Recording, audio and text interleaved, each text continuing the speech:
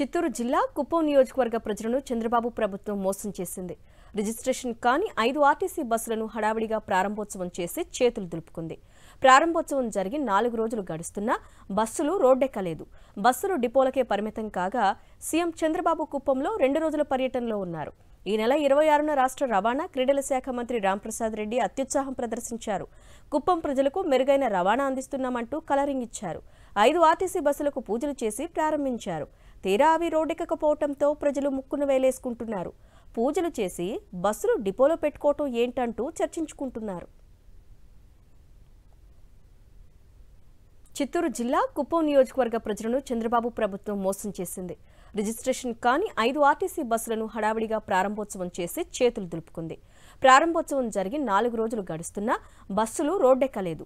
బస్సులు డిపోలకే పరిమితం కాగా సీఎం చంద్రబాబు కుప్పంలో 2 రోజుల పర్యటనలో ఉన్నారు. ఈ నెల 26న రాష్ట్ర రవాణా క్రీడల శాఖ మంత్రి రాంప్రసాద్ రెడ్డి అత్యుత్సాహం ప్రదర్శించారు. కుప్పం ప్రజలకు మెరుగైన రవాణా అందిస్తున్నామంటూ కలరింగ్ ఇచ్చారు. 5 ఆర్టీసీ బస్సులకు పూజలు చేసి ప్రారంభించారు. తీరా అవి రోడ్డెక్కకపోవడంతో ప్రజలు ముక్కును వేలేసుకుంటున్నారు.